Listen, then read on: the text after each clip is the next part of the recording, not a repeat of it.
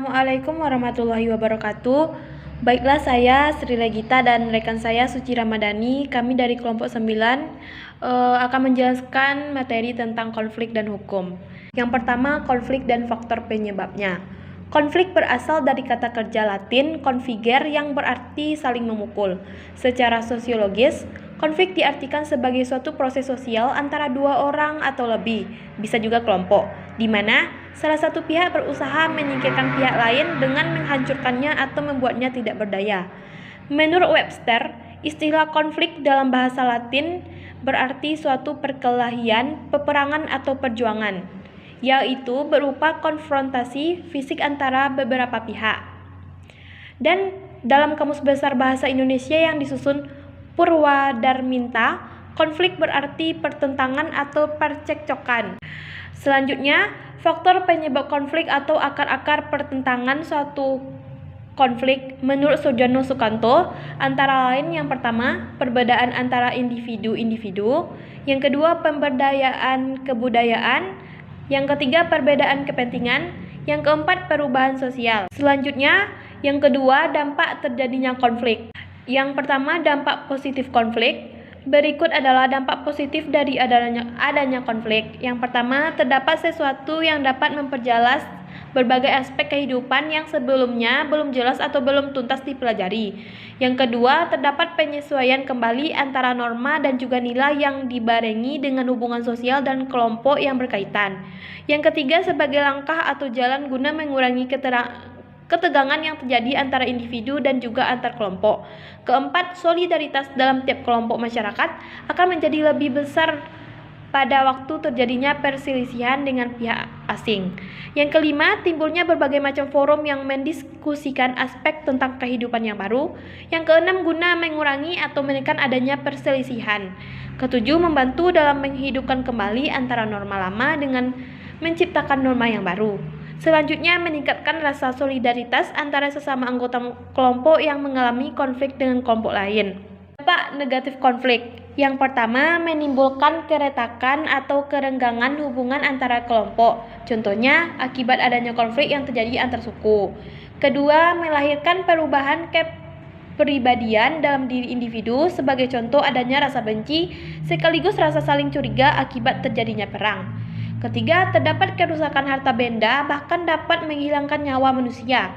Adanya dominiasi, juga penaklukan yang berlangsung dalam satu pihak yang terlibat terjadinya konflik.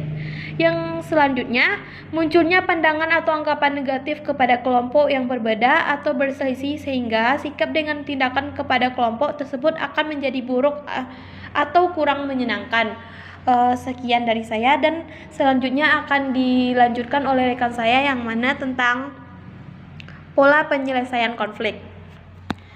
Baiklah, saya akan melanjutkan tentang pola penyelesaian konflik. Menurut Stephen dan Handoko, terdapat 5 langkah meraih pendamaian dalam konflik yang mana berikut ini bersifat mendasar dalam mengatasi kesulitan.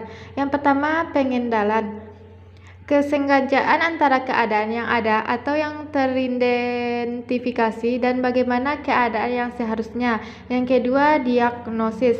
Inilah langkah yang terpenting, metode yang benar dan telah diuji mengenai siapa, apa, mengapa, di mana, dan bagaimana berhasil dengan sempurna. Pusatkan perhatian pada masalah utama dan bukan pada hal-hal sepele. Yang ketiga, menyepakati suatu solusi. Kumpulkanlah masukan mengenai jalan keluar yang memungkinkan dari orang-orang yang terlibat di dalamnya. Seringlah penyelesaian yang tidak dapat diterapkan atau tidak praktis. Jangan sesekali menyelesaikan dengan cara yang tidak terlalu baik. Carilah yang terbaik. Yang keempat, pelaksanaan.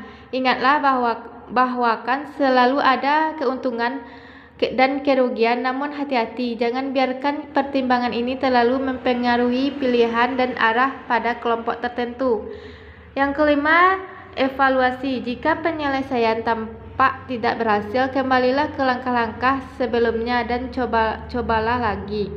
Selanjutnya, sementara itu, negara mengatakan para manajer dan karyawan memiliki beberapa strategi dalam menangani dan menyelesaikan konflik. Strategi tersebut antara lain adalah menghindari konflik dapat dilakukan jika isu atau masalah yang memicu konflik tidak terlalu penting atau tidak potensi konfliknya tidak seimbang dengan akibat yang akan ditimbulkan.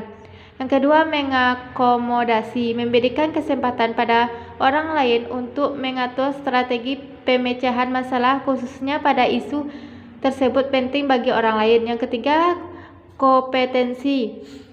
Metode ini mungkin bisa memicu konflik, tetapi bisa jadi merupakan metode yang penting untuk alasan-alasan keamanan. Yang keempat, kompromi atau negosiasi. Masing-masing memberikan dan menawarkan suatu pada waktu yang bersamaan, saling memberi dan menerima, serta meminimalkan kekurangan semua pihak yang dapat menguntungkan semua pihak. Yang kelima, memecahkan masalah atau kolaborasi. Memecahkan sama-sama menang di mana individu yang terlibat mempunyai tujuan dan kerjasama. Selanjutnya, poin yang kedua, strategi penegakan hukum. Manusia adalah makhluk sosial, jadi makhluk yang tidak dapat melaksanakan kehidupan sendiri. Seorang diri ahli manusia senantiasa membutuhkan manusia yang lain. Dalam pembentukannya, peraturan yang dibuat ini adalah kesepakatan antara beberapa orang, namun sering dengan berjalannya waktu dan jumlah manusia menjadi semakin banyak peraturan yang dibuat. Beberapa manusia ini pun terbesar di antaranya manusia yang lain, turun-temurun dan senantiasa terwariskan dari satu generasi ke generasi berikutnya. Mengacu pada pasal 27 Undang-Undang Dasar 1945 yang menerangkan bahwa setiap warga negara memiliki kedudukan yang sama di hadapan hukum dan pemerintahan dan wajib mewujudkan hukum dan pemerintahan itu sendiri. Sekian, assalamualaikum warahmatullahi wabarakatuh.